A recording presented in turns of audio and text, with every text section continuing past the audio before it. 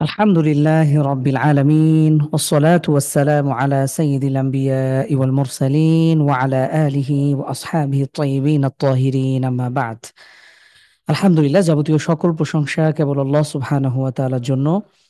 সালাতু সালাম বর্ষিত হোক আমাদের প্রাণপ্রিয় বিশ্বনবী খাতামুন নবিয়্যিন সাইয়্যিদুল মুরসালিন রাসূলুল্লাহ সাল্লাল্লাহু আলাইহি ওয়াসাল্লামের উপর, তার পরিবার পরিজন এবং সকল সাহাবীদের উপর।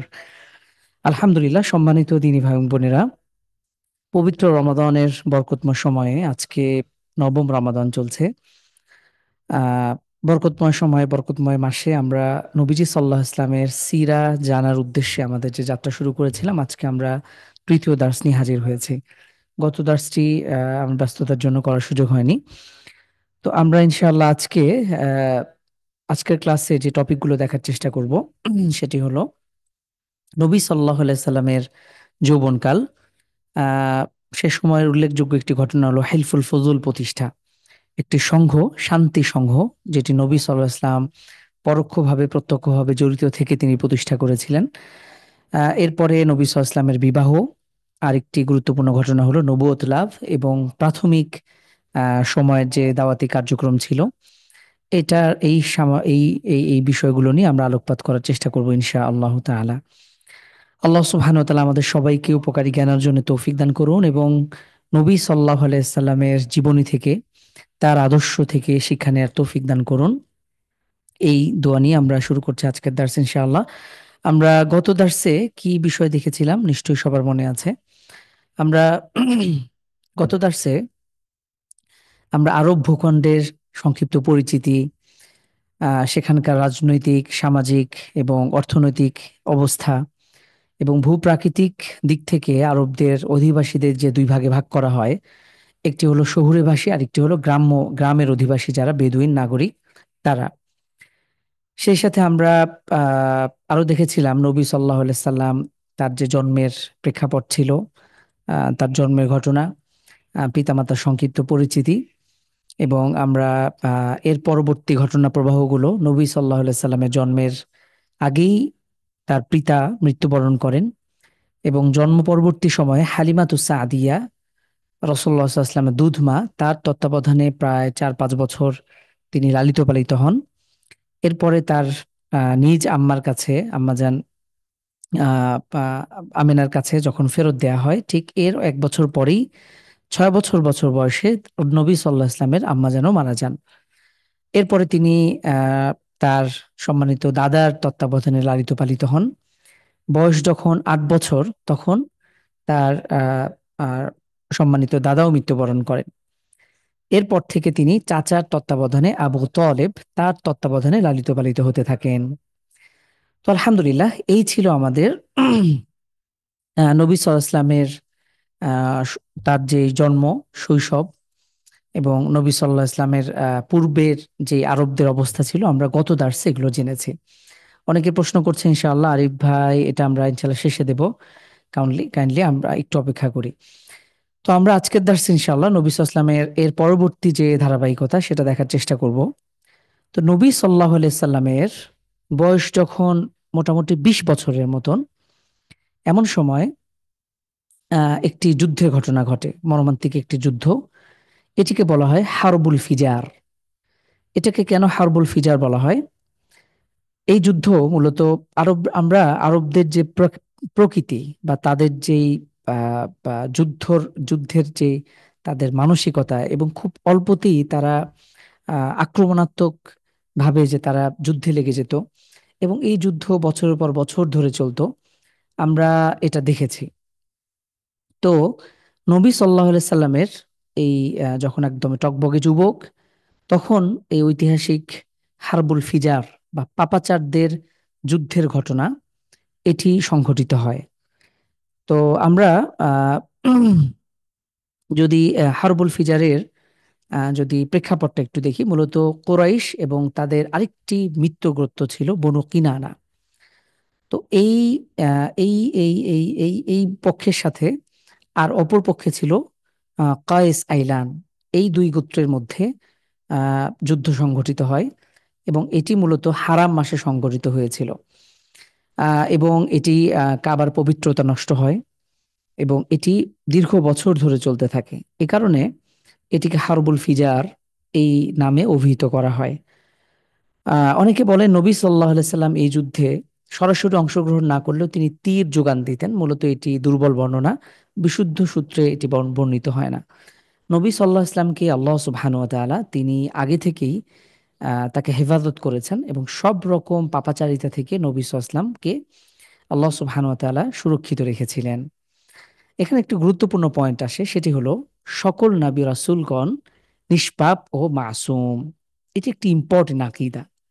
পৃথিবীর কোনো মানুষ সাধারণ মানুষ তারা স্বাভাবিকভাবে ভুল করতে পারে, পাপাচারিতায় লিপ্ত হতে পারে, আল্লাহর অবাধ্য হতে পারে এবং পরবর্তীতে আল্লাহ তাআলার কাছে তওবাও করে নিতে পারে। কিন্তু নবী রাসূলগণ তারা আগে পরে সবসময় তারা মাসুম, তারা নিষ্পাপ। বিশেষ করে আমাদের প্রাণপ্রিয় রাসূলুল্লাহ সাল্লাল্লাহু আলাইহি সাল্লাম তিনি নবী হওয়ার আগে এবং পরে সব অবস্থাতেই তিনি যাবতীয় গুনাহ, পাপাচারিতা বা আল্লাহর অবাধ্যতা, কুফরি বা শিরিক, আহ, বা কবিরা গুনাহ সব কিছু থেকে তিনি মুক্ত ছিলেন।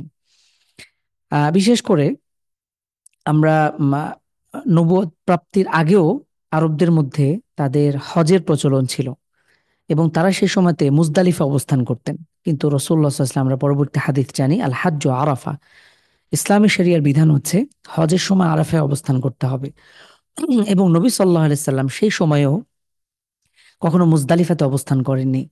একইভাবে নবী সাল্লাল্লাহু আলাইহি সাল্লাম কখনো কোনো মূর্তিকে স্পর্শ করেননি, কোনো মূর্তির পূজা করেননি, কখনো মূর্তিকে উৎসর্গ করে যে পশুকে কোরবান করা হতো, জবাই দেয়া হতো, সেই পশু তিনি কখনো ভক্ষণ করেননি।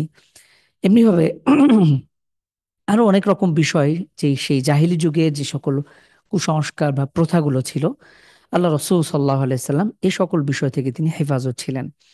যেমন আমরা একটি ঘটনা জানি, যখন কাবা গৃহ নির্মাণ করা হয় তখন নবী সাল্লাহ আলাইসাল্লাম সবাই মিলে এটি পরামর্শ করে যে হারাম ইনকাম থেকে বা হারাম জীবিকা থেকে তারা এটাতে যুক্ত হবে না, কাবা শরীফ নির্মাণের ক্ষেত্রে তারা এটাতে অংশগ্রহণ করবে না।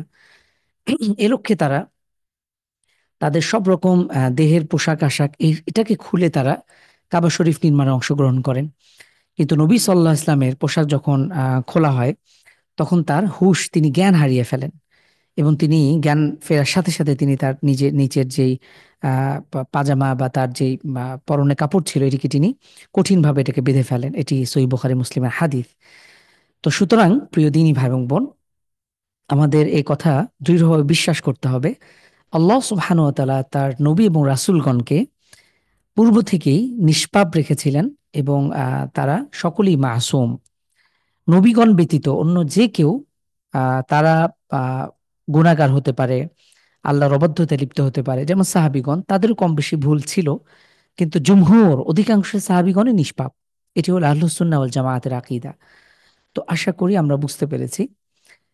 তো এরপরে আরেকটু ঐতিহাসিক ঘটনা হলো হিলফুল ফদুল প্রতিষ্ঠা। হিলফুল ফদুল আবার কি? ফুদুল শব্দের অর্থ ফদলুনের বহুবচন। এটি হলো সম্মানিত ব্যক্তিবর্গের একটি সংঘ। এই ঘটনাটি হলো জুবাইদ গোত্রের একজন ব্যক্তি, তিনি ব্যবসার উদ্দেশ্যে মক্কা আগমন করেন এবং সে সময় মক্কার একজন কুরাইশ নেতা ছিল আস ইবনে ওয়াইল। তো তার কাছে মালামাল বিক্রি করার পরে সেই আস ইবনে ওয়াইল সে তার সেই বিক্রেতার, সেই জুবাইদ গোত্রের যে জনৈক ব্যক্তি, তাকে মূল্য ফেরত দিতে অস্বীকার করে এবং সম্পদগুলো, মালগুলো আটকে রাখে। এই অবস্থাতে সে আগন্তুক ব্যক্তি, ব্যবসায়ী ব্যক্তি অনেক নেতাদের কাছে যায়, সাহায্য প্রার্থনা করে, কিন্তু কেউ তাকে সাহায্য করে নাই। এমন সময় তিনি আবু কুবাইস নামে একটি পাহাড় রয়েছে আপনার পবিত্র কাবার, পবিত্র মক্কার ঠিক পাশেই, আপনারা কখনো আসলে বা যারা এসছেন তারা হয়তো দেখেছেন, আবু কুবাইস পাহাড়ে উঠে তিনি করুণভাবে তিনি সবাইকে আহ্বান করেন, কবিতা আবৃত্তি করেন এবং তার ঘটনাটি তিনি খুলে বলেন। এই ঘটনা জানাজানি হবার পরে রাসূলুল্লাহ সাল্লাল্লাহু আলাইহি ওয়াসাল্লামের চাচা জুবাইর ইবনে আব্দুল মুত্তালিব তিনি ব্যথিত হন এবং তিনি মক্কার যারা গোত্রপ্রধান আছে তাদের কাছে ছুটে যান এবং তাদের সাথে বসে তিনি এটাকে আপোস করার চেষ্টা করেন। এই সময় নবী সাল্লাল্লাহু আলাইহি সাল্লাম এই হিলফুল ফদুলের এই সংঘের প্রস্তাবনা পেশ করেন এবং কিছু নীতিমালা, লক্ষ্য উদ্দেশ্য তিনি পেশ করেন। তো এই সংঘের অন্যতম লক্ষ্য উদ্দেশ্য ছিল সমাজ থেকে অশান্তি দূর করা, বিশেষ করে যারা বহিরাগত যারা ব্যবসার উদ্দেশ্যে বা নানা কাজে আগমন করবে মক্কাতে, তাদের জানমালের হেফাজত করা। সেই সাথে দুর্বলদেরকে সহায়তা করার চেষ্টা করা, অত্যাচারীদেরকে অত্যাচার থেকে রক্ষা করা। এরকম বেশ কিছু লক্ষ্য নিয়ে রাসূলুল্লাহ সাল্লাল্লাহু আলাইহি ওয়াসাল্লাম তিনি প্রস্তাবনা দেন, একটি চুক্তি স্বাক্ষর করা হয়। এটাই মূলত হেলফুল ফুদুল, যে সমাজ থেকে সব রকম অশান্তি দূর করা, যারা মুসাফির আগন্তুক রয়েছে তাদেরকে রক্ষণাবেক্ষণ, তাদের জানমালের নিরাপত্তা প্রদান করা, যারা দুর্বল অসহায় ব্যক্তিবর্গ রয়েছে তাদেরকে সহায়তা প্রদান করা। এ সকল বিষয় নিয়েই মূলত হেলফুল ফদুল প্রতিষ্ঠা করা হয়। এ সম্পর্কে নবী সাল্লাল্লাহু আলাইহি ওয়াসাল্লামের একটি হাদিস রয়েছে, আমরা যদি দেখি মুসনাদ আহমদের হাদিস। রাসূলুল্লাহ সাল্লাল্লাহু আলাইহি ওয়াসাল্লাম বলছেন, শাহিদতু হিলফুল মুতায়্যিবিন, মূলত হিলফুল ফুদুলকে পবিত্র মানুষদের একটি সংঘ বলে অভিহিত করা হয়। ও আনা গুলাম, আর আমি তখন বালক ছিলাম, মানে নবী সাল্লাল্লাহু আলাইহি ওয়াসাল্লামের বয়স এরকম 15-20 বছর। মা আমুমাতি, চাচার সাথে ছিলাম। ফামা আহাব্বু আন্নালি হুমরান নাআম, আর এটা আমি পছন্দ করি না যে আমার একটি লাল উটনির বদলে, লাল উটের বিনিময়ে হলেও, ও আন্নি আনকুথুহু, আমি কোনো চুক্তি ভঙ্গ করব। আরব দেশে অনেক দামি জিনিস বোঝানোর ক্ষেত্রে হুমরান নাম এই শব্দটি ব্যবহার করা হয়। অনেক দামি, অনেক মূল্যবান। তো যেমন হাদিসে এসছে, রাসূলুল্লাহ সাল্লাল্লাহু আলাইহি ওয়াসাল্লাম ইরশাদ করেন যে তুমি তোমার মাধ্যমে একজন মানুষ যদি হেদায়েত প্রাপ্ত হয়, এই বিষয়টি একটা হুমরান নাম থেকেও অনেক বেশি উত্তম, একটা লাল উটের থেকেও এটা অনেক বেশি উত্তম। এটা দাওয়াতের গুরুত্ব বোঝাতে গিয়ে রাসূলুল্লাহ সাল্লাল্লাহু আলাইহি ওয়াসাল্লাম ইরশাদ করেন। তো নবী সাল্লাল্লাহু আলাইহি সাল্লাম ঠিক এভাবেই তিনি তার যৌবন কাল থেকে, শৈশব কৈশোর এই সময়টি থেকে তিনি মানুষের চিন্তায়, সমাজে শান্তি প্রতিষ্ঠায় এবং সমাজের মানুষের জানমালের নিরাপত্তায় তিনি প্রচেষ্টা অব্যাহত রেখেছিলেন। এটি হেলফুল ফুদুল এই আয়োজন থেকে বা এই উদ্যোগ থেকে আমরা লক্ষ্য করি। বিশেষ করে প্রিয় দিনী ভাই বোন, আমাদের মধ্যে যারা ইয়াং আছেন আপনারা, আমাদের অনেক দায়িত্ব এবং কর্তব্য রয়েছে সমাজে। রাসূলুল্লাহ সাল্লাল্লাহু আলাইহি ওয়াসাল্লাম তখনও নবুয়ত প্রাপ্ত হন নাই, তখনও তিনি নবী হন নাই, কিন্তু নিজের দায়বদ্ধতা থেকে তিনি একজন সচেতন মানুষ হিসেবে তিনি তার তার চারপাশে যখন এই ধরনের অরাজকতা অথবা এই এই অত্যাচার জুলুম তিনি লক্ষ্য করলেন, ন্যায় নীতির অভাব লক্ষ্য করলেন, তখন তিনি এই উদ্যোগ তিনি গ্রহণ করেছিলেন। ঠিক এমনিভাবে আমাদের মধ্যে যারা ইয়াং আছেন, তরুণ আছেন, যুবক আছেন, তাদেরও উচিত হলো সমাজে শান্তি প্রতিষ্ঠার জন্য কাজ করা। এবং এক্ষেত্রে আমরা নবী সাল্লাল্লাহু আলাইহি ওয়াসাল্লামের আদর্শকে সামনে রাখতে পারি। এবং বিশেষ করে দেখা যায় আমাদের মধ্যে যারা তরুণ, আমাদের মধ্যে যারা ইয়াং, অনেক সময় সমাজের মধ্যে অন্যায়, অশ্লীলতা, বেহায়াপনার প্রচার প্রসারে তারা উদ্যোগ বা ভূমিকা পালন করে। আমাদের মনে রাখতে হবে যে আমরা যাই করি না কেন, এটির ফল আমাকে ভোগ করতে হবে। যদি কোনো আমি ভালো কাজে অংশগ্রহণ করি, সেটি সাদাকা জারিয়া বলে গণ্য হবে। আর আমার মাধ্যমে বা আমার কোনো উদ্যোগের কারণে কোনো সহায়তা, যদি আমি কোনো হারাম কাজে, আল্লাহর অবাধ্যতার কাজে যদি আমি এরকম ভূমিকা রাখি, তাহলে এটার গুনাহ কিন্তু আমি পরম্পরায় পেতেই থাকবো। তো খুব সতর্ক থাকা, বিশেষ করে বিভিন্ন অঞ্চলে, গ্রামাঞ্চলে আমরা অনেক সময় দেখি শীতকালগুলো, এই রিসেন্টলি শীতকাল চলে গেল, বিভিন্ন গান বাজনা, মেলা, জুয়া, মদ বা বিভিন্ন রকম হাউজি টাইপের যাত্রাপালার আয়োজন, বিভিন্ন রকম গুনার যত রকম কার্যক্রম রয়েছে, এগুলো অধিকাংশ ক্ষেত্রেই কিন্তু যুবকদের মাধ্যমে বাস্তবায়িত হয়। আবার অন্যদিকে দেখবেন অনেক সময় ভালো কাজগুলো, ওয়াজ মাহফিল বলি, ইসলামী বিভিন্ন রকম প্রোগ্রাম, বিভিন্ন আয়োজন, এসব কিছুর পেছনে যুবকদের অন্যতম ভূমিকা রয়েছে। এবং দিন প্রচারের ক্ষেত্রে আমরা সব ক্ষেত্রেই তরুণদের, ইউথদের গুরুত্বপূর্ণ ভূমিকা রয়েছে। তো নবী সাল্লাল্লাহু আলাইহি ওয়াসাল্লাম এভাবেই আরববাসীর, মক্কাবাসীর তাদের গ্রহণযোগ্যতা অর্জন করেন এবং সবার আস্থার জায়গায় পরিণত হন। নবী সাল্লাল্লাহু আলাইহি ওয়াসাল্লামের একটা উপাধি হয়েই যায় যে আল আমিন, মানে বিশ্বস্ত। নবী সাল্লাল্লাহু আলাইহি ওয়াসাল্লামের নবী সাল্লাল্লাহু আলাইহি ওয়াসাল্লামকে এই নামেই মানুষ চিনতে শুরু করে। এবং নবী সাল্লাল্লাহু আলাইহি ওয়াসাল্লাম তার আমানতদারিতা, তার বিশ্বস্ততা, তার সততা, তার সত্যবাদিতা, তার দয়া, তার ভালোবাসা, মানুষের পাশে দাঁড়ানো, দুঃখ কষ্টে মানুষের সহায়তা করা, এসব বিষয়ে তিনি অনন্য নজির তিনি স্থাপন করেন এবং সবার প্রিয় ভাজনে তিনি পরিণত হন। আর এ কারণেই তাকে আল আমিন বা বিশ্বস্ত বলেই তাকে মানুষ চিনতে শুরু করে এবং এই অভিধায় তিনি অভিহিত হন। নবী সাল্লাল্লাহু আলাইহি সাল্লাম এরপরে, আমরা এর আগেও দেখেছিলাম, নবী সাল্লাল্লাহু আলাইহি সাল্লামের বয়স যখন 12, তখন তার চাচা আবু তালিবের সাথে তিনি শামের উদ্দেশ্যে ব্যবসায়ী সফর তিনি করেছিলেন। কিন্তু প্রতিমধ্যে বাহিরা নামক সেই যেই পাদ্রী ছিল, তিনি তাকে সাবধান করেন এবং চাচাকে সাবধান বাণী করার পরে তাকে আবার ফেরত পাঠানো হয়। তো এভাবে নবী সাল্লাল্লাহু আলাইহি ওয়াসাল্লামের বয়স যখন 25 বছর, তখন তিনি আবারও ব্যবসার উদ্দেশ্যে সফর করেন এবং সেই সময় একটা রীতি ছিল মুদারাবার ভিত্তিতে ব্যবসা বাণিজ্য করা। অর্থাৎ যখন কোনো কেউ ব্যবসা বাণিজ্যের ক্ষেত্রে একজন হয়তো ইনভেস্ট করলো, আর অন্য কেউ তার বদলে প্রতিনিধি হয়ে সেই ব্যবসা বাণিজ্য পরিচালনা করবে। এবং নবী সাল্লাল্লাহু আলাইহি ওয়াসাল্লাম যেহেতু অত্যন্ত বিশ্বস্ত ভাজন আলামিন ছিলেন, তো তার সুনামও চারদিকে ছড়িয়ে গেল এবং তিনিও বিভিন্নভাবে পুঁজি বা বিনিয়োগ লাভ করেছিলেন এবং তিনি আহ, এই সফর করেন। তো এই সময় খাদিজা রাদিয়াল্লাহু আনহা, তার কাছেও এই নবী সাল্লাল্লাহু আলাইহি ওয়াসাল্লামের বিশ্বস্ততা বা আমানতদারিতার কথা পৌঁছে যায় এবং তিনি তাকে ব্যবসার প্রস্তাব দেন এবং 25 বছর বয়সে নবী সাল্লাল্লাহু আলাইহি সাল্লাম এই খাদিজা রাদিয়াল্লাহু তাআলা আনহার ব্যবসায়ী প্রতিনিধি হিসেবে তিনি সফর করেন। এবং এই সফর থেকে আসার পরে মাইসারা, খাদিজা রাদিয়াল্লাহু তাআলা আনহার দাস ছিল মাইসারা, তো তিনি এই সফরে নবী সাল্লাল্লাহু আলাইহি সাল্লামের সফর সঙ্গী ছিলেন। এবং তিনি যখন খুব কাছে থেকে নবী সাল্লাল্লাহু আলাইহি সাল্লামের আহ, তিনি এই তার যে সত্যবাদিতা, তার আচার আচরণ, তার মিষ্টভাষিতা, তার আমানতদারিতা, তার তার আখলাক চরিত্র, সবকিছু যখন খুব কাছে থেকে লক্ষ্য করলেন, তিনি এসে খাদিজা রাদিয়াল্লাহু তাআলা আনহাকে এই ঘটনাগুলো খুলে বললেন, নবী সাল্লাল্লাহু আলাইহি ওয়াসাল্লামের ব্যক্তিত্ব, তার চরিত্র, তার আখলাক, সত্যবাদিতা। এবং এই ঘটনাগুলো শুনে খাদিজা রাদিয়াল্লাহু তাআলা আনহা তিনি তার প্রতি শ্রদ্ধাশীল হয়ে ওঠেন এবং তিনি সে সময়কার সবচেয়ে সম্ভ্রান্ত নারী খাদিজা রাদিয়াল্লাহু তাআলা আনহা ছিলেন। এবং তিনি তিনি যদিও তিনি তিনি তালাকপ্রাপ্তা, তিনি বিধবা ছিলেন, এই অবস্থাতেও সে তার কাছে বিভিন্নভাবে প্রস্তাব আসতে থাকে। কিন্তু খাদিজা রাদিয়াল্লাহু তাআলা আনহা তার একটা আহ, আহ, এভাবেই তার একটা নির্ধারণ হয়, খাদিজা তাহিরা, তাকে এভাবেই বিশেষায়িত করা হয় যে তিনি পবিত্রা খাদিজা, পবিত্রা খাদিজা। তো নবী সাল্লাল্লাহু আলাইহি ওয়াসাল্লামের এই তার গুণাবলী শুনে তিনি তাকে বিয়ের জন্য প্রস্তাব প্রদান করেন আরেকজন দাসী ছিল তার মাধ্যমে। তো নবী সাল্লাল্লাহু আলাইহি ওয়াসাল্লাম এই প্রস্তাব পাবার পরে তার চাচা আবু তালেব, তার সাথে তিনি পরামর্শ করেন এবং তিনি তাকে অনুমোদন দেওয়ার ফলে এই বিবাহ বন্ধনে তিনি আবদ্ধ হন। তো আমরা যদি এই বিবাহের ঘটনাটা দেখি, তো নবী সাল্লাল্লাহু আলাইহি সাল্লাম অবশেষে 25 বছর বয়সে তিনি যখন যুবক, তখন তিনি খাদিজা রাদিয়াল্লাহু তাআলা আনহা, খাদিজা তাহিরা, তার সাথে বিবাহ বন্ধনে আবদ্ধ হন।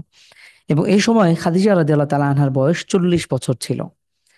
আর মোহরানা, বিবাহের মোহরানা হিসেবে 20টি উট তিনি প্রদান করেন। তো সে সময় এই বিয়েটি মোটামুটি বেশ ধুমধামের সাথেই হয়। এবং আরবের সেই আমরা জানি নবী সাল্লাল্লাহু আলাইহি ওয়াসাল্লাম তিনিও আরবের অন্যতম একটি শ্রেষ্ঠ বংশে তার জন্ম, এবং তিনি তো সাইয়্যিদুল মুরসালিন, তিনি তখনও নবী হন নাই, কিন্তু তার আখলাক, তার চরিত্র, তার ব্যক্তিত্বের কথা চারদিকে ছড়িয়ে গিয়েছে। সে সময় খাদিজা রাদিয়াল্লাহু তাআলা আনহার সাথে বিবাহ বন্ধনে আবদ্ধ হন। এবং আমরা খাদিজা রাদিয়াল্লাহু তাআলা আনহারও তারও বংশমর্যাদা, তার যেই তার চারিত্রিক নিষ্কলুষতা বা তার যেই উন্নত তার মন মানসিকতা, এই সব কিছু আমরা বুঝতে পারি, জানতে পারি।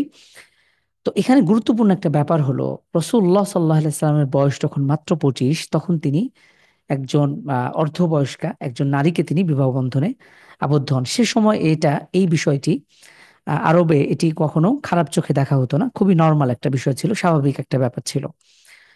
এবং যতদিন খাদিজা রাদিয়াল্লাহু তাআলা আনহা বেঁচে ছিলেন, নবী সাল্লাল্লাহু আলাইহি ওয়াসাল্লাম সেকেন্ড কোনো ওয়াইফ তিনি গ্রহণ করেন নাই। এখানে অনেকেই যারা ইসলাম বিদ্বেষী আছেন বা নাস্তিক যারা, তারা নবী সাল্লাল্লাহু আলাইহি ওয়াসাল্লামের উপর চারিত্রিক কালিমা লেপন করার চেষ্টা করেন এবং অনেক সময় খুব জঘন্যভাবে দিয়ে নবী সাল্লাল্লাহু আলাইহি ওয়াসাল্লামকে বিভিন্ন অভিধায় বিভিন্নভাবে কটূক্তি করার চেষ্টা করেন, লানাতুল্লাহি আলাইহিম। তো এখানে বুঝতে হবে যে রাসূল সাল্লাল্লাহু আলাইহি ওয়াসাল্লাম যখন টকবগে যুবক, তখন তিনি একমাত্র মানে একক স্ত্রী কেবলমাত্র খাদিজা রাদিয়াল্লাহু তাআলা আনহাই ছিলেন এবং তিনি তাকে প্রচন্ড ভালোবাসতেন। এবং খাদিজা রাদিয়াল্লাহু তাআলা আনহা, আমরা তার হয়তো সামনে তার ঘটনাগুলো দেখব, তিনি সব রকম সুখে দুঃখে সর্বাবস্থায় রাসূলুল্লাহ সাল্লাল্লাহু আলাইহি ওয়াসাল্লামকে সঙ্গ দিয়েছিলেন। এবং নবুয়ত প্রাপ্তির আগে পরে সব সময় দীর্ঘ একটা সময় রাসূলুল্লাহ সাল্লাল্লাহু আলাইহি ওয়াসাল্লাম বয়স যখন একদম 40 বছর, তখন নবুয়ত প্রাপ্ত হয়েছেন। এরপরেও দীর্ঘ সময় পর্যন্ত, প্রায় 8-10 বছর নবুয়ত প্রাপ্তির পরেও, এই দীর্ঘ সময় পর্যন্ত নবী সাল্লাল্লাহু আলাইহি ওয়াসাল্লাম কাউকেই স্ত্রী হিসেবে আর গ্রহণ করেন নাই। এবং এই সময় খাদিজা রাদিয়াল্লাহু তাআলা আনহার গর্ভে মোট 6টি সন্তান লাভ করেন। এবং এর মধ্যে 2টি পুত্র সন্তান কাসেম এবং আব্দুল্লাহ দুজনেই মৃত্যুবরণ করেন। আর 3জন কন্যা সন্তান, জয়নাব, এরপরে হলো উম্মে কুলসুম এবং ফাতিমা এবং রুকাইয়া, চারজন কন্যা সন্তান। এই অর্থাৎ নবী সাল্লাল্লাহু আলাইহি ওয়াসাল্লাম সকল সন্তান শুধুমাত্র যে তার যে আহ, থেকে দাসী থেকে যেই সন্তান প্রসব হয়েছিল, এটি ব্যতীত সকল সন্তানই কিন্তু রাসূলুল্লাহ সাল্লাল্লাহু আলাইহি ওয়াসাল্লামের এই খাদিজা রাদিয়াল্লাহু তাআলা আনহা থেকে লাভ করেন। এবং রাসূলুল্লাহ সাল্লাল্লাহু আলাইহি ওয়াসাল্লাম খাদিজা রাদিয়াল্লাহু তাআলা আনহাকে অত্যাধিক ভালোবাসতেন। এ ব্যাপারে আমরা হাদিসে পাই আম্মা জান আয়েশা রাদিয়াল্লাহু তাআলা আনহা তিনি এই খাদিজা রাদিয়াল্লাহু তাআলা আনহার যে সকল বান্ধবী ছিলেন, তাদের কাছেও রাসূলুল্লাহ সাল্লাল্লাহু আলাইহি ওয়াসাল্লাম কখনো কখনো বিভিন্ন রকম উপঢৌকন হাদিয়া পাঠাতেন। এবং অনেক সময় আয়েশা রাদিয়াল্লাহু তাআলা আনহাকে এই খাদিজা রাদিয়াল্লাহু তাআলা আনহার স্মৃতিচারণ করতেন। এবং এটা দেখে আয়েশা রাদিয়াল্লাহু তাআলা আনহা ঈর্ষান্বিত হতেন যে এই খাদিজা রাদিয়াল্লাহু তাআলা আনহাকে না জানি রাসূলুল্লাহ সাল্লাল্লাহু আলাইহি ওয়াসাল্লাম কত ভালোবাসতেন, এবং আয়েশা রাদিয়াল্লাহু তাআলা আনহাকে অনেক বেশি ভালোবাসতেন। এ সম্পর্কে আমরা হাদিসে অনেক বর্ণনা পাই। তো যারা নবী সাল্লাল্লাহু আলাইহি ওয়াসাল্লামের উপর এইভাবে চারিত্রিক কালিমা লেপন করার চেষ্টা করেন, তারা মূলত এটি নবী সাল্লাল্লাহু আলাইহি ওয়াসাল্লামের উপর মিথ্যা অপবাদ ছাড়া কিছুই না। যদি নবী সাল্লাল্লাহু আলাইহি ওয়াসাল্লাম এভাবেই বিয়ের প্রয়োজনই দেখা দিত, তাহলে তিনি যখন যুবক ছিলেন তখনই বিবাহ বন্ধনে আবদ্ধ হতেন। এবং পরবর্তীতে আমরা দেখি নবী সাল্লাল্লাহু আলাইহি ওয়াসাল্লামের যতগুলো বিবাহ বন্ধনে আবদ্ধ হয়েছেন সবগুলোর পেছনে যৌক্তিক কারণ ছিল। এবং আলহামদুলিল্লাহ, এবং সব থেকে কম বয়সী আমরা ইনশাল্লাহ সামনে দেখব যখন আয়েশা রাদিয়াল্লাহু তাআলা আনহাকে বিবাহ করেন। এভাবেই নবী সাল্লাল্লাহু আলাইহি সাল্লাম আহ যখন তার বয়স 35 বছর বয়স, তখন আরেকটি গুরুত্বপূর্ণ ঘটনা ঘটে, কাবা গৃহ পুনর্নির্মাণের ঘটনা। আমরা জানি কাবা গৃহ কয়েক দফা এটা নির্মাণ করা হয়। প্রথম তো আদম আলাইহিস সালাতু ওয়াস সালামের মাধ্যমে। এভাবেই একবার ইব্রাহিম আলাইহিস সালাতু ওয়াস সালাম কাবা ঘর তিনি নির্মাণ করেছিলেন, আহ যার উচ্চতা ছিল 9 হাত। এবং সে সময় উপরে কোনো ছাদ ছিল না, খোলা ছাদ। তো এভাবে দীর্ঘ সময় থাকার কারণে কাবা ঘর দুর্বল হয়ে পড়ে, এবং সে সময় মক্কায় আহ বন্যা দেখা দেয়। এবং এই বন্যার কারণে কাবা ঘর আরো বেশি ক্ষতিগ্রস্ত হয়। এবং কুরাইশরা তারা সিদ্ধান্ত নেয় যে কাবা ঘরকে তারা পুনর্নির্মাণ করবেন। এবং এই সময় তারা আরো সিদ্ধান্ত নেয়, যেহেতু তাদের ইনকামের মধ্যে হারাম ঢুকে গেছে, সেখানে অনেক সময় মদ, জুয়া, তারপরে সুদের ইনকাম থেকে তারা হারাম ইনকাম করেছে। কিন্তু তারা সে সময় কাবা ঘরকে তারা যথেষ্ট শ্রদ্ধা করত, সম্মান করত। এবং কাবা ঘরকে কেন্দ্র করে তাদের মধ্যে সেই ইবাদতের বা সেই আবেশ তাদের মধ্যেও ছিল। এবং আমরা জানি প্রায় 360টি মূর্তি এই কাবা ঘরের ভেতরেই কেবলমাত্র রাখা হয়েছিল। আমরা হয়তো গত দার্সে এটা দেখার চেষ্টা করেছি। তো কাবা ঘর পুনর্নির্মাণের উদ্দেশ্যে কুরাইশ নেতৃবৃন্দ তারা বৈঠক করেন, এবং তারা এই সিদ্ধান্তে উপনীত হন যে কোনো রকম হারাম মাল তারা এই কাবা ঘর নির্মাণের ক্ষেত্রে ব্যবহার করবেন না। তো তারা তাদের যেই পবিত্র ইনকাম বা যার হালাল ইনকাম, সেখান থেকেই কেবলমাত্র তারা এই কাবা ঘর নির্মাণে সহযোগিতা করবেন। এবং সেই সময়ে আহ সেই সময়কার একটা পাথর ছিল সবচেয়ে উত্তম পাথর। সেই পাথর দিয়ে একজন রোমক কারিগর তার তত্ত্বাবধানে এটা নির্মাণ কাজ শুরু হয়। এবং যখন কাবাঘর নির্মাণ কাজ শেষ করে, তখন হাজারে আসওয়াদ, আমরা জানি হাজারে আসওয়াদ যেখান থেকে আমরা কাবাঘর তাওয়াফ শুরু করি, আল্লাহু আকবার, বিসমিল্লাহ আল্লাহু আকবার বলে আমরা যেখান থেকে কাবাঘরের তাওয়াফ আরম্ভ করি, সেখানে যে একটা পাথর রয়েছে হাজারে আসওয়াদ, সেই পাথর স্থাপন নিয়ে গোত্রদের মধ্যে একরকম সংঘর্ষ গড়াবার আশঙ্কা দেখা দেয়। এখন এই সমস্যার সমাধান কে করবে? এই সমাধান দিতে গিয়ে সে তখনকার সময়ের একজন প্রবীণ নেতা আবু উমাইয়া মাখজুমি, তিনি একজন প্রবীণ গোত্র নেতা। তিনি একটি সমাধান দেন যে আগামীকাল সকালে যে ব্যক্তি সর্বপ্রথম হারামে এই কাবায় প্রবেশ করবে, সেই এই সমস্যার সমাধান দেবে। এবং আলহামদুলিল্লাহ পরবর্তী দিনে দেখা গেল সর্বপ্রথম সেই ফটক দিয়ে যিনি প্রবেশ করলেন তিনি হলেন সকলের প্রিয় আল আমিন বা আমাদের প্রাণপ্রিয় রাসূলুল্লাহ সাল্লাল্লাহু আলাইহি সাল্লাম। যখন তাকে সকলেই দেখলেন, দেখা মাত্রই তাহলে সকলেই সাক্ষ্য দিলেন, হাদাল আমিন, রদিনা হাদা মুহাম্মদ। আরে এ তো আমাদের বিশ্বস্ত মুহাম্মদ, এ তো আমাদের আল আমিন, বিশ্বস্ত। তো আমরা তার ব্যাপারে সন্তুষ্ট, বা সে যেই রায় দেবে আমরা সেটাকেই গ্রহণ করব। তখন নবী সাল্লাহ ইসলাম একটা চমৎকার সমাধান দিলেন, এবং তার মধ্যে সেই সময়েই তিনি তখন তরুণ যুবক, এবং যে সমস্যার সমাধান আসলে তখনকার কেউই দিতে পারল না, তিনি চমৎকার এক অভিনব পন্থায় তিনি এই সমস্যার সমাধান করে দিলেন, এবং খুব সহজভাবে সমাধান করলেন। সেটি হলো যে একটি বড় চাদরে হাজারে আসওয়াদকে রাখা, এবং এই চাদরের বিভিন্ন কর্নার, কিনারা, চারপাশ, এটা বিভিন্ন গোত্র প্রধানরা এটাকে ধরবে, ধরে এটাকে তারা কাবা ঘরে পুনর্স্থাপন করে দেবে। তো এর ফলে যেটা হলো, সবাই তার প্রতি সন্তুষ্ট হলো, এবং সকল গোত্র নেতা, যদি কাউকে না কাউকে যদি এককভাবে দায়িত্ব দেওয়া হতো, তাহলে অপর গোত্র কিন্তু তারা আহ এটাতে মনঃক্ষুণ্ণ হওয়ার একটা সম্ভাবনা ছিল। এবং নবী সাল্লামের এই অভিনব পন্থায় এটি প্রমাণিত হয় যে তার যে লিডারশিপ স্কিল, তার যে বিচক্ষণতা, তার যে দূরদর্শিতা এটি আসলে এখানে ফুটে ওঠে। আলহামদুলিল্লাহ। নবুয়ত প্রাপ্তির পূর্বে আসলে নবী সাল্লাল্লাহু আলাইহি ওয়াসাল্লামের চারিত্রিক উৎকর্ষতা, আমরা যদি ওভারঅল দৃষ্টি আমরা রাখি নবী সাল্লাল্লাহু আলাইহি ওয়াসাল্লামের জীবনের উপরে, তার আচার আচরণ, তার আখলাক, তার কথাবার্তা, তার মানুষের সাথে মুআমালা, তার চারিত্রিক নিষ্কলুষতা, তার পবিত্রতা, তার আমানতদারিতা, বিশ্বস্ততা, সবকিছু সবকিছু একটা অনন্য পর্যায়ে পৌঁছে গিয়েছিল। এবং তিনি এক কথায় সকলের বিশ্বস্ত প্রিয়ভাজন। তিনি ছিলেন আমাদের মোহাম্মদ রাসূলুল্লাহ সাল্লাল্লাহু আলাইহি ওয়াসাল্লাম আল আমিন। তো এটি সন্দেহাতীত ভাবে নবী সাল্লামের তার যে নবুয়ত প্রাপ্তির আগেই তাকে যে একটা গ্রহণযোগ্যতার আসনে তাকে বসিয়েছিল, এটি প্রমাণ করে। এবং প্রত্যেক ক্ষেত্রেই যারাই সমাজের নেতা হতে চান, যারাই সমাজের লিডারের দায়িত্ব পালন করবেন, যারা সমাজকে পরিচালনা করবেন, বা যারা চেঞ্জ মেকার, তাদের মূলত এই চারিত্রিক গুণাবলী এমনই হওয়া উচিত। বর্তমান সময়ে দুঃখের বিষয় হলো যে আমাদের সমাজে যে যত বড় হারামি, বা যে যত বড় হারামখোর, যে যত বড় জুলুমবাজ, যে যত বড় মানুষের উপর পোদ্দারি খাটাতে পারে, তারাই তত বড় নেতা। আপনি দেখবেন বাংলাদেশের প্রেক্ষাপটে যদি আমরা চিন্তা করি, রাজনীতি অঙ্গনটা সবচেয়ে জঘন্যতম একটা অঙ্গন। এবং যে যত বড় খবিস, যে যত বড় মানে নিকৃষ্ট, সে তত বড় পজিশনে সে হয়তো যেতে পারে। আপনারা হয়তো রিসেন্টলি দেখেছেন বিগত সরকারের আমলে, তো এক এক জনার হিস্টোরি, এক এক জনার আমল নামা এতটা করুণ, আপনি অবাক হয়ে যাবেন। এক এক জনার দুর্নীতির ফিরিস্তি এত ভয়াবহ।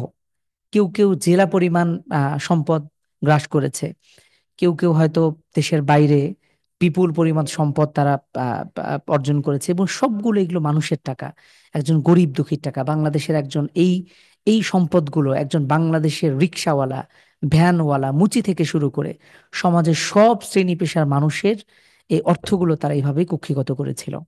এবং তারা তাদের মধ্যে যত রকম দুর্নীতি, জুলুম থেকে শুরু করে হত্যা, খুন, ধর্ষণ, ছিনতাই, সব গুণাবলীগুলো আমরা আমরা বাংলাদেশের প্রেক্ষাপটে এই সমস্ত নেতাদের কাছে পাই। এবং এটা ওপেন সিক্রেট। একজন নেতা সে যখন এমপি হওয়ার জন্য কোটি কোটি টাকা খরচ করে, এবং তার আপনি যদি দেখেন যে একজন এমপির বেতন কিন্তু খুব বেশি না, 2 লাখ টাকা বা সামথিং এরকম একটা বেতন তারা হয়তো পায়। কিন্তু এই এই পজিশনের জন্য তারা যে কোটি কোটি টাকা তারা তাদের দলের নেতাদের পেছনে, কর্মীদের পেছনে খরচ করে, এবং এই টাকা যখনই সে ওই পজিশনে চলে যাচ্ছে, এটাকে সে যে কোনোভাবে উসুল করবার জন্য সে একদম খেয়ে না খেয়ে মাঠে নামে। এবং যত রকম চাঁদাবাজি সবগুলোর পেছনে আপনি অবাক হয়ে যাবেন। আসলে বাংলাদেশের প্রেক্ষাপটে আমরা যদি চিন্তা করি, আল্লাহ ইয়াদু বিল্লাহ, আল্লাহ তাআলা হেফাজত করুন, এগুলো আসলে আমাদের আমল নামার ফল, আমরা যদি স্পষ্টভাবে বলি। তো আল্লাহ তাআলা আমাদেরকে এই ধরনের নিকৃষ্ট যারা নেতা আছেন, যারা গোত্র নেতা, যারা সমাজকে পরিচালনা করবেন, যারা মুসলিমদের নেতৃত্ব দেবেন, তাদের চারিত্রিক নিষ্কলুষতা, তাদের চরিত্র বা তাদের স্কিল কেমন হওয়া উচিত, এটি আমরা রাসূলুল্লাহ সাল্লাল্লাহু আলাইহি ওয়াসাল্লামের জীবনীতে পেতে পারি।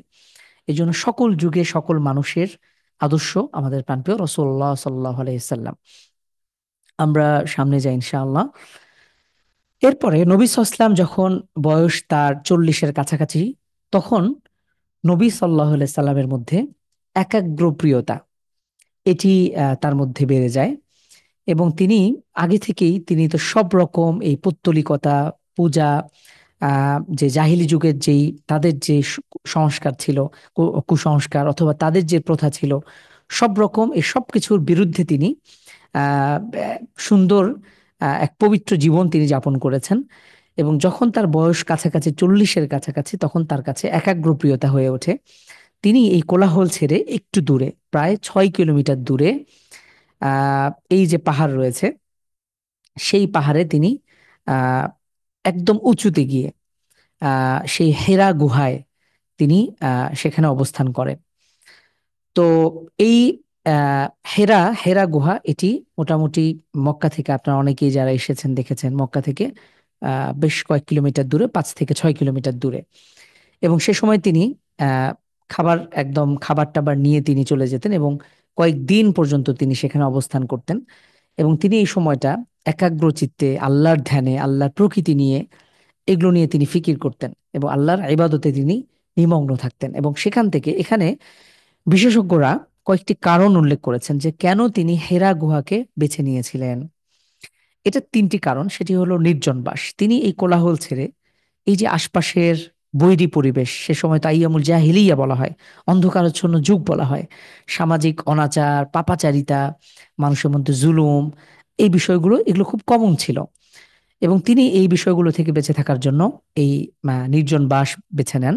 এবং সেখানেই আল্লাহর একাগ্রতায়, আল্লাহর ইবাদতে ধ্যানে তিনি কাটানোর চেষ্টা করেন। সে সময় যদিও কোনো নির্দিষ্ট ইবাদত ছিল না। এবং এই হেরা গুহা থেকে কাবা গৃহ দেখা যেত। এবং আমরাও এখানে উঠেছি, প্রায় নিচে থেকে উপরে উঠতে প্রায় দীর্ঘ সময়, প্রায় 2 ঘন্টা 2-এর মতো লাগে, অনেক উঁচুতে। এবং সেখানে নবী সাল্লাল্লাহু কয়েকদিনের খাবার একসাথে তিনি নিয়ে সেখানে উঠতেন। এবং খাবার শেষ হয়ে গেলে তিনি আবারও ফিরে আসতেন। তো এই ছিল নবুয়ত প্রাপ্ত পূর্বে তিনি তিনি যে তার কাছে যে নিঃসঙ্গ প্রিয়তা, এটি তার মধ্যে দেখা দেয়। এবং এই সময় তিনি আর রুইয়া সাদিকা, তিনি সত্য স্বপ্ন দেখা শুরু করেন। আচ্ছা, আমরা সামনে যাই। তো এভাবেই বেশ কিছুদিন তিনি যখন নির্জনে ইবাদত বন্দিগি বা চিন্তা ফিকিরে কাটাচ্ছিলেন, রমাদান মাসের আহ 21 রমাদান বা এরকম একটি দিনে নবী সাল্লাল্লাহু আলাইহি ওয়াসাল্লামের কাছে একজন ফেরেশতা আগমন করেন। এবং নবী সাল্লাল্লাহু আলাইহি ওয়াসাল্লামের কাছে ফেরেশতা আসার পরে তাকে বলেন, ইকরা বিসমি রাব্বিকাল্লাযী খলাক, হে নবী আপনি পড়ুন সেই মহান রবের নামে যিনি সৃষ্টি করেছেন। খলাকাল ইনসানা মিন আলাক, যিনি সৃষ্টি করেছেন মানুষকে আলাক, আলাক মানে রক্তপিণ্ড থেকে। ইকরা ওয়া রাব্বুকাল আকরাম, আপনি পড়ুন আপনার রব নিশ্চয়ই বড় অনুগ্রহশীল। আল্লাযী আল্লামা বিল কলাম, যিনি কলম দ্বারা মানুষকে শিক্ষা দিয়েছেন। আল্লামাল ইনসানা মা লাম ইয়ালাম, এবং মানুষকে আল্লাহ তাআলা শিক্ষা দিয়েছেন যা যা কিছু সে আগে জানতো না, তার জানার বা অধীনে ছিল না। তো এই ছিল ইসলামের প্রথম ওহী, প্রথম প্রত্যাদেশ নবী সাল্লাল্লাহু আলাইহি ওয়াসাল্লামের উপরে। এবং যখন জিবরিল আলাইহিস সালাম এসে তখন তাকে জিজ্ঞেস করেন, ইকরা, হে নবী আপনি পড়ুন, নবী সাল্লাল্লাহু আলাইহি ওয়াসাল্লাম উত্তর দিয়েছিলেন, মা আনা বিকারিন, আমি তো পড়তে পারি না। তো এ কথা কয়েকবার বলার পরে নবী সাল্লাল্লাহু আলাইহি ওয়াসাল্লামকে তিনি বুকে এনে চাপ দেন এবং এরপরে নবী সাল্লাল্লাহু আলাইহি ওয়াসাল্লাম পড়তে শুরু করেন। আমরা জানি নবী সাল্লাল্লাহু আলাইহি ওয়াসাল্লাম কখনো কারো কাছে শিক্ষা লাভ করেননি। নবী সাল্লাল্লাহু আলাইহি ওয়াসাল্লাম উম্মি ছিলেন। উম্মি মানে নিরক্ষর শাব্দিক অর্থে। কিন্তু আসলে নবী সাল্লাল্লাহু আলাইহি ওয়াসাল্লাম নিরক্ষর ছিলেন না, তিনি অনেক জ্ঞানী ছিলেন। এবং তিনি ইলমে লাদুনী, সরাসরি আল্লাহর কাছ থেকে ইলম নিয়েছেন। এটার একটা বড় কারণ হলো, প্রিয় দিনী ভাই বোন, সে সময় নবী সাল্লাল্লাহু আলাইহি ওয়াসাল্লাম উম্মি থাকা সত্ত্বেও যখন তিনি সত্যের দাওয়াত নিয়ে এসেছিলেন, এরপরেও মানুষ সত্য গ্রহণ থেকে পিছিয়ে ছিল। তারা তাকে কখনো জাদুকর বলেছে, কখনো তাকে গণক বলেছে, কখনো তাকে কবি বলেছে। তো আল্লাহ তাআলা তাকে এই তহমত থেকে হেফাজত করবার জন্য তাকে সব রকম মানুষের একে অপরের অর্থাৎ আমরা ছোটবেলায় যখন শিক্ষকের কাছে জ্ঞান অর্জন করি, আমরা অক্ষর জ্ঞান হাতে খড়ি আরম্ভ করি কোনো কিছু শেখার মাধ্যমে। তো নবী সাল্লাল্লাহু আলাইহি ওয়াসাল্লাম এরকম গতানুগতিক শিক্ষা লাভ করেননি। এবং তিনি সরাসরি আল্লাহ তাআলার কাছ থেকে ওহী প্রাপ্ত হয়েছেন। তিনি আল্লাহ তাআলার কাছ থেকে, আল্লাহ তাআলাই তাকে শিক্ষা দিয়েছেন। তো এটার গুরুত্বপূর্ণ একটি কারণ হলো, হিকমা হলো, যে মানুষ যেন এই অপবাদ না দিতে পারে যে নবী সাল্লাল্লাহু আলাইহি ওয়াসাল্লাম তো জ্ঞান অর্জন করেছেন। নবী সাল্লাল্লাহু আলাইহি ওয়াসাল্লাম যখন আরবদের চোখের সামনে, তখন তারা লক্ষ্য করেছে তিনি উম্মি ছিলেন, তিনি গতানুগতিক কারো কাছে পাঠদান নেননি। এবং সেই নবী এত চমৎকার চমৎকার কথা বলছে, তাহলে নিশ্চয়ই তিনি আল্লাহর পক্ষ থেকে প্রেরিত রাসূল, এটি বোঝাবার জন্য। তো শুরু হয়ে গেল ওহী। এবং এই প্রথম আহ যে ওহী অবতীর্ণ হওয়ার পরে নবী সাল্লাল্লাহু আলাইহি ওয়াসাল্লাম তড়িঘড়ি করে ছুটে আসেন খাদিজা রাদিয়াল্লাহু তাআলা আনহার কাছে, এসে বলেন, জাম্মিলুনি জাম্মিলুনি, হে খাদিজা, তুমি আমাকে চাদর দিয়ে আবৃত করে দাও, আমি ঠিক এরকম এরকম ঘটনা ঘটেছে। তো নবী সাল্লাল্লাহু আলাইহি ওয়াসাল্লামকে প্রচন্ড উদ্বিগ্ন দেখাচ্ছিল, এবং তিনি তাকে প্রচন্ড যখন বিব্রত দেখাচ্ছিল, তখন তিনি খাদিজা রাদিয়াল্লাহু তাআলা আনহা তিনি তার চাচাতো ভাই তার কাছে ছুটে যান। যাওয়ার পরে তিনি সে সময় এই খাদিজা রাদিয়াল্লাহু তাআলার চাচাতো ভাই, তিনি মূলত একজন ইঞ্জিলের একজন ধর্মগুরু, অর্থাৎ তিনি এই বিষয়ে খুব পারদর্শী ছিলেন। এবং তিনি যখন তাকে এই ওয়ারাকা বিন নওফেল তার কাছে এই বিষয়গুলো খুলে বলেন, তো তিনি তখন প্রচন্ড বার্ধক্যে উপনীত হয়েছেন, অন্ধ হয়ে গিয়েছেন। তিনি যখন পুরো ঘটনাটি শোনেন, তখন তিনি বললেন, হাদান নামুস, আরে এ তো সেই ফেরেশতা, আল্লাযী নাজ্জালাহুল্লাহু আলা মূসা, যেই ফেরেশতা মূসার উপর অবতীর্ণ হয়েছে, পরবর্তী নবী রাসূলদের উপর অবতীর্ণ হয়েছে। তখন তিনি উপলব্ধি করেন যে তিনিই হবেন এই মুহাম্মদ, আজকের যুবক মুহাম্মদ, আগামীতে তিনিই হতে যাচ্ছেন আল্লাহর পক্ষ থেকে প্রেরিত রাসূল। এবং তিনি আফসোস করেন, ইয়া লাইতানি ফিহা জাদান, হায় যদি আমি সে সময় বেঁচে থাকতাম, হায় সে সময় যদি আমি যুবক থাকতাম, তাহলে আমি ইন্নি ইদ ইউখরিজুকা কওমুকা, যখন তোমাকে মানুষ, তোমার কওম, তোমার সম্প্রদায় তোমাকে বের করে দেবে। এই কথা শুনে নবী সাল্লাল্লাহু আলাইহি ওয়াসাল্লাম অবাক হয়ে যান যে আমুখরিজিয়াহুম, তারা কি আমাকে বের করে দেবে? তখন ওয়ারাকা বলেন যে হ্যাঁ, যে তোমার, শুধু তোমাকেই না, তোমার পূর্বে যতজন এভাবে নবুয়তের দায়িত্ব নিয়ে নবুয়তের দাওয়াত নিয়ে এসেছেন, সবার সাথে এরকম শত্রুতা করা হয়েছে। তো সুতরাং তখন তিনি আরো বলেন যে যদি আমি সে সময় বেঁচে থাকতাম, হায় আফসোস, আনসুরকা নাসরান মুআজ্জারান, আমি তোমাকে প্রবলভাবে সাহায্য করতাম। কিন্তু এই ঘটনার কিছুদিন পরে ওয়ারাকা বিন নাওফেল তিনি মৃত্যুবরণ করেন। কিন্তু খাদিজা রাদিয়াল্লাহু তাআলা আনহা যখন তিনি বুঝতে পারলেন যে তার প্রাণপ্রিয় স্বামী তিনি আসলে কোনো সাধারণ মানুষ নন, তিনি আগামীতে একজন নবী হতে চলেছেন, তখন থেকেই তিনি তাকে যথাসাধ্য সাপোর্ট দেওয়া শুরু করেন। এবং এভাবেই তিনি তার সুখে দুঃখে সব রকম অবস্থাতেই তিনি তার পাশে থাকেন। এই প্রথম ওহী অবতীর্ণ হবার পরে বেশ কিছুদিন, এটা অনেকের মতে 2.5 বছর 3 বছর, অনেকের মতে 40 দিন, এটি নিয়ে সময় নিয়ে ইখতিলাফ রয়েছে। এই সময়টাতে আল্লাহ রসুলের উপর ওহী আসা বন্ধ থাকে, সাময়িক বিরতি। এবং এই সময়টাতে নবী সাল্লাল্লাহু আলাইহি ওয়াসাল্লাম ঠিক আগের মতো হেরা গুহায় গিয়ে তিনি সেখানে এতেকাফ থাকেন, একাগ্র চিত্তে তিনি ইবাদত বন্দেগী করতে থাকেন, এবং তিনি ওহীর অপেক্ষা করতে থাকেন। এরপরে একদিন ঠিক এভাবেই বেশ কিছুদিন ওহী অবতীর্ণ, বিরতি দেওয়ার পরে নবী সাল্লাল্লাহু আলাইহি ওয়াসাল্লামের কাছে দ্বিতীয় দফায় ওহী আসা আরম্ভ হয়। এ ব্যাপারে হাদিসে এসছে, সহিহ বুখারীর হাদিস, একাধিক হাদিসে এসছে, আন্না জাবির ইবনে আব্দুল্লাহ আল আনসারী রাদিয়াল্লাহু আনহু ওয়া হুয়া ইউহাদ্দিসু আন ফাতরাতিল ওয়াহী, রাসূলুল্লাহ সাল্লাল্লাহু আলাইহি ওয়াসাল্লাম এই ব্যাপারে বলেছেন যে বাইনা আনা আমশি, আমি একবার যাচ্ছিলাম, এমন সময় সামি'তু সাওতাম মিনাস সামা, আমি আসমান থেকে আওয়াজ শুনলাম, ফারাফা'তু বাসারি, আমি আমার চোখকে আমি উঁচুতে তাকালাম, ফাইদাল মালাকুল্লাযী জাআনি বিহিরা জালিসুন, তো আমার কাছে যে ফেরেশতা এসেছিল যে হেরা গুহায়, সেই ফেরেশতা তিনি বসে আছে আলা কুরসিয়িন বাইনাস সামাই ওয়াল আরদ, সে যে চেয়ারে বসে আছে সেটার দৈর্ঘ্য প্রস্থ এতটা, আসমান জমিন এত বিশাল আকারের একটা চেয়ারে সেই ফেরেশতা বসে আছে। ফারুইবতু মিনহু, আমি তাকে দেখে ভীত সন্ত্রস্ত হলাম। ফারাজাতু ফাকুলতু জাম্মিলুনি, আবারও তিনি খাদিজা রাদিয়াল্লাহু তাআলা আনহার কাছে তিনি চলে গেলেন, এবং তার আবারও বললেন, জাম্মিলুনি, আমাকে তুমি, হে খাদিজা, আমাকে তুমি চাদরে আবৃত করো।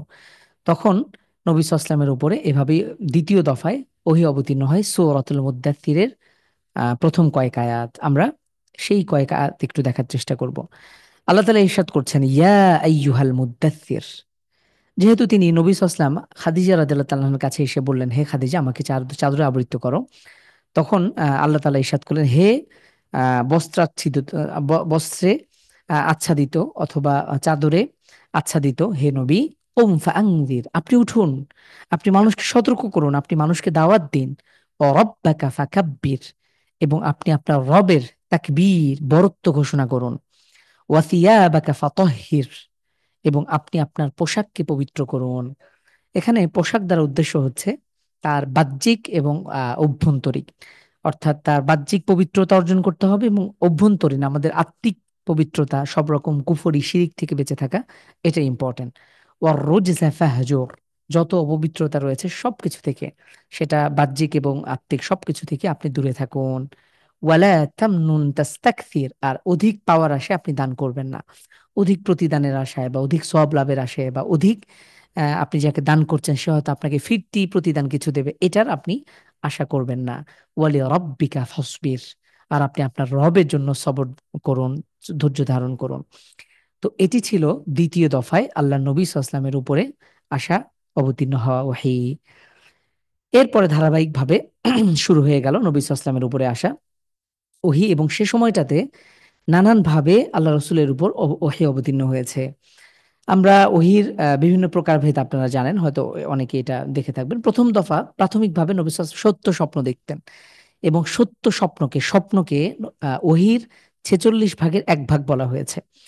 এমনিভাবে কখনো কখনো জিব্রিল আলাইহিস সালাম অদৃশ্য থেকে ওহী দিতেন, কখনো কখনো জিব্রিল আলাইহিস সালাম মানুষের বেশে আসতেন, কখনো কখনো ঘণ্টা ধ্বনির ন্যায় ওহির আওয়াজ তিনি শুনতে পেতেন। এটি ছিল সব থেকে কষ্টকর নবী সাল্লাল্লাহু আলাইহি ওয়াসাল্লামের উপরে। এরপরে নবী সাল্লাল্লাহু আলাইহি ওয়াসাল্লাম কখনো নিজের আকৃতিতে এসেই ওহী দিতেন, কখনো কখনো আল্লাহ রসুলের উপর ভিতর থেকেই এই ওহীগুলো আগমন হতো। তো এরকম বিভিন্ন বিভিন্ন ভাবে আল্লাহ রসুল সাল্লাল্লাহু আলাইহি ওয়াসাল্লামের উপরে ওহী আসতো। এভাবেই যখন আল্লাহ রসুল সাল্লাল্লাহু আলাইহি ওয়াসাল্লামের উপর প্রতিনিয়ত ওহী আসা অবতীর্ণ হওয়া শুরু হলো, তখন আল্লাহ তাআলা ইরশাদ করলেন, ফাসদা বিমা তু'মার ওয়া আ'রিদ আনিল মুশরিকিন। নবী সাল্লাল্লাহু আলাইহি ওয়াসাল্লামের দাওয়াতি জীবনকে প্রাথমিকভাবে আমরা বলতে পারি গোপনে তিনি দাওয়াত দেওয়ার চেষ্টা করেছিলেন। যখন ওহী প্রাপ্ত হয়েছেন তখন তিনি সর্বপ্রথম খাদিজা রাদিয়াল্লাহু তাআলা আনহাকে তিনি ইসলামের দাওয়াত দেন। তিনি বিনা সংকোচে সর্বপ্রথম সর্বপ্রথম যিনি ইসলাম গ্রহণ করেছিলেন তিনিই হলেন আল্লাহ রাসূল সাল্লাল্লাহু আলাইহি ওয়াসাল্লামের প্রাণপ্রিয় স্ত্রী। সকল নারী এবং পুরুষের মধ্যে সবার আগে আহ, আহ, ইসলাম গ্রহণ করেছিলেন খাদিজা রাদিয়াল্লাহু তাআলা আনহা। এজন্য আসলে বাস্তবিক দিক থেকেও আমরা যদি লক্ষ্য করি যে সব ক্ষেত্রেই একজন হাজবেন্ডের, একজন স্বামীর তার সফলতার পেছনে সবকিছু ক্ষেত্রেই একজন যোগ্য স্ত্রী, একজন ভালো স্ত্রী, তার ভূমিকা অপরিসীম। আমরা খাদিজা রাদিয়াল্লাহু তাআলা আনহার জীবনী থেকে এমনটাই দেখি। এবং এরপরে ইসলাম গ্রহণের ক্ষেত্রে যারা যারা অগ্রবর্তী রয়েছেন তাদের মধ্যে আবু বকর রাদিয়াল্লাহু আনহু রয়েছে, এবং তিনি আহ, মা- একদম তরুণদের মধ্যে সর্বপ্রথম তিনি আবু বকর রাদিয়াল্লাহু তাআলা আনহু পুরুষদের মধ্যে সব রকম পুরুষদের মধ্যে তিনি সর্বপ্রথম ইসলাম গ্রহণ করেন। এরপরে আলী রাদিয়াল্লাহু তাআলা আনহু, যায়েদ বিন হারিস রাদিয়াল্লাহু তাআলা আনহু, আবার এদিকে আবু বকর রাদিয়াল্লাহু তাআলা আনহুর মাধ্যমে ওসমান রাদিয়াল্লাহু আনহু, জুবাইর রাদিয়াল্লাহু আনহু, আব্দুর রহমান ইবনে আউফ রাদিয়াল্লাহু আনহু, এনারা প্রত্যেকে, এছাড়াও অনেক বড় বড় সাহাবী আবু উবাইদা, আবু সালামা তার স্ত্রী আরকাম ইবনে আবি দার আরকাম, এরপরে উসমান ইবনু মাযউন, এরকম বেশ কিছু সাহাবী, সাঈদ ইবনু যায়েদ, এরপরে ওমর রাদিয়াল্লাহু তাআলা আনহুর বোন, তার দুলাভাই, এরকম বেশ কিছু সেই সময়ের কিছু শ্রেষ্ঠ মানুষরা তারা গুটি কয়েক ইসলাম গ্রহণ করেন। এবং এভাবেই নবী সাল্লাল্লাহু আলাইহি ওয়াসাল্লাম, এভাবেই তিনি গোপনে ইসলামের দাওয়াত দেন, এবং এই অবস্থাতেই আহ এত মানুষ নবী সাল্লাল্লাহু আলাইহি ওয়াসাল্লামের যারা নিকটবর্তী ছিলেন তারা ইসলাম গ্রহণ করেন। এবং আলহামদুলিল্লাহ সেই সময়টাতে প্রাথমিক অবস্থাতেই ইসলামের প্রাথমিক অবস্থাতেই নবী সাল্লাল্লাহু আলাইহি ওয়াসাল্লামকে জিবরিল আলাইহিস সালাম অজু, পবিত্রতা অর্জন এবং সালাত শিক্ষা দেন। এই সময়টাতে সকাল এবং সন্ধ্যা 2 ওয়াক্ত সালাত ছিল। ওয়াসাব্বিহ বিহামদি রাব্বিকা বিল আশি ওয়াল ইবকার, এটা হলো সূরা মুমিনের আয়াত, যে আল্লাহ তাআলা ইরশাদ করছেন যে আপনি আপনার রবের প্রশংসা জ্ঞাপন করুন সকাল এবং সন্ধ্যায়।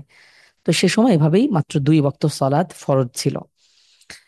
আহ এবং জিবরিল আলাইহিস সালাম এসে নবী সাল্লাল্লাহু আলাইহি ওয়াসাল্লামকে এভাবেই অজু এবং সালাতে শিক্ষা দিয়েছিলেন।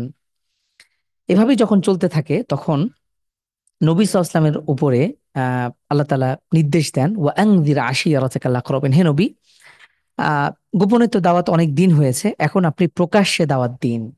আপনি আপনার নিকটজন যারা আছে তাদেরকে সতর্ক করুন, এবং ফাসদা বিমা তুমার, আপনি আপনাকে যে আদেশ করা হয়েছে আপনি সেটা পালন করুন। ওয়া আরিদ আনিল মুশরিকিন, এবং মুশরিকদের থেকে আপনি আপনি মুখ ফিরিয়ে রাখুন, মুশরিকদেরকে উপেক্ষা করুন। আপনি মুশরিকদের কথা, তাদের আচরণে আপনি কষ্ট পাবেন না। ইন্না কাফাইনা কাল মুস্তাহজিইন।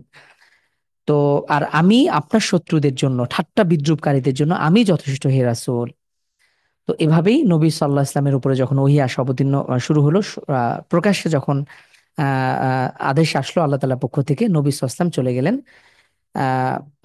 প্রকাশ্যে দাওয়াত দেওয়ার জন্য। সে সময়ে আরবের একটা রীতি ছিল, যখন গুরুত্বপূর্ণ কোনো ঘোষণা দেওয়ার কেউ চেষ্টা করে অথবা কোনো গুরুত্বপূর্ণ কোনো ব্যাপার থাকে, তখন সে সাফা পাহাড়ে উঠবে। পবিত্র কাবা থেকে যারা হজ এবং ওমরা করেন, তারা কাবার তাওয়াফ করার পরেই তারা এই সাফাতে তারা সাফা থেকে তাদের এই সাইটা শুরু করে, সাফা থেকে মারওয়া, মারওয়া থেকে সাফা, এভাবে এক চক্কর করে ধরা হয়।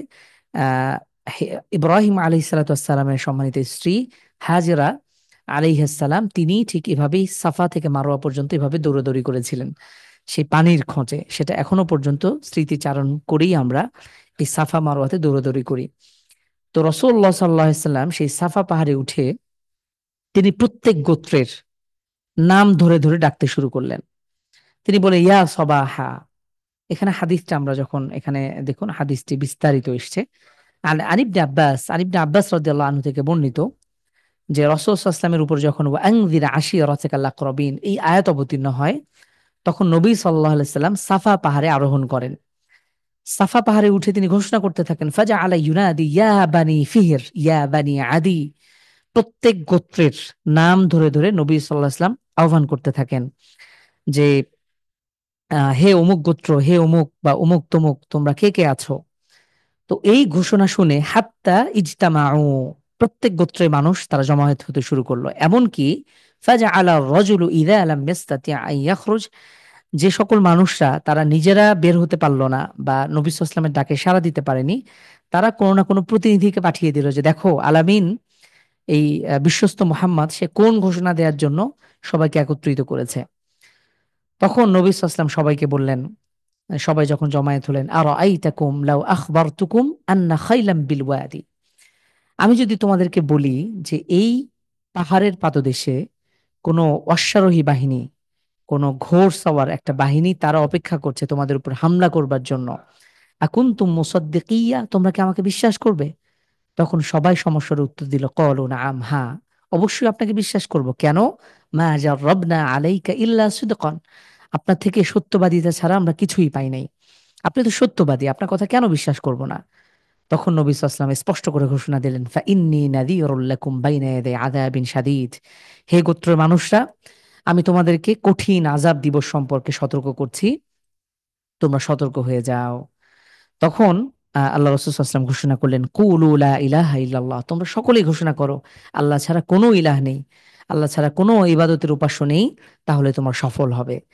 এই কথা শুনে আবু তালেব, আবু লাহাব, আফান আবু লাহাব, সে ঘোষণা করলো, তাব্বাল্লাকা সাইরাল ইয়াউম, হে মোহাম্মদ, তোমার সারাটি দিন ধ্বংস হোক। তুমি কি এই কথা বলার জন্য আমাদেরকে একত্রিত করছো? তুমি কি আমাদের পূর্ববর্তী সব ইলাহগুলোকে এক ইলাহে পরিণত করে দেবে? যে আমরা যে বিভিন্ন ইলাহ উপাস্যকে মানি বা উপাসনা করি, তাদেরকে সবাইকে বাদ দিয়ে তুমি কি এক ইলাহতে তুমি সন্তুষ্ট হয়ে গেলে?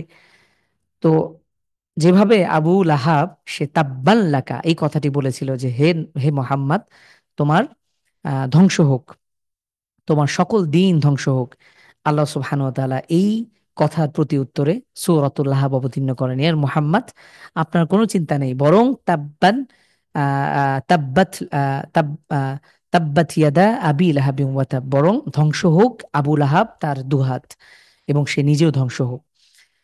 তো এই ছিল নবী সাল্লাল্লাহু আলাইহি ওয়াসাল্লামের প্রথম প্রকাশ্যে স্পষ্ট ঘোষণা। এবং এই ঘোষণার পরে কাফেরদের সম্পূর্ণ চিত্র, নবী সাল্লাল্লাহু আলাইহি ওয়াসাল্লামের সাথে যে আগের চিত্র, নবী সাল্লাল্লাহু আলাইহি ওয়াসাল্লামকে যে তারা বিশ্বাস করত, আস্থা রাখতো, তারা যে সম্মানের চোখে দেখতো, এবং তিনি সবাই যে তাকে বিশ্বস্ত আলামিন হিসেবে উপাধিতে ভূষিত করেছিল, এ সবাই তখন নবী সাল্লাল্লাহু আলাইহি ওয়াসাল্লামের বিপক্ষে শত্রুতা আরম্ভ করে দেয়। এবং এই সুস্পষ্ট ওহীর দাওয়াতের কারণে নবী সাল্লাল্লাহু আলাইহি ওয়াসাল্লাম একে একে জুলুম, নির্যাতন এবং অত্যাচারের মুখোমুখি হন। আমরা আগামী দার্সে ইনশাআল্লাহ এর পরবর্তী সময় থেকে দেখব।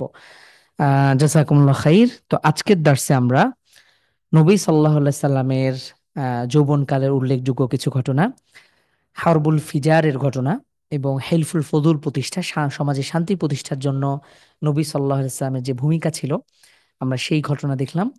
নবী সাল্লাল্লাহু আলাইহি সাল্লামের নবুয়ত প্রাপ্তির পূর্বের তার যে অবস্থা ছিল, তার একাগ্রপ্রিয়তা, হেরা গুহায় ধ্যানমগ্ন অবস্থায় তার সময় অতিবাহিত করা এবং নবুয়ত প্রাপ্ত হওয়া, এর পরবর্তী সময়ের তার গোপন এবং প্রকাশ্যে দাওয়াত নিয়ে আসা। আমরা এই বিষয়গুলো আজকের দার্সে দেখার চেষ্টা করলাম। জাযাকুমুল্লাহ খাইর। আসসালামু আলাইকুম ওয়া রাহমাতুল্লাহি ওয়া বারাকাতুহু।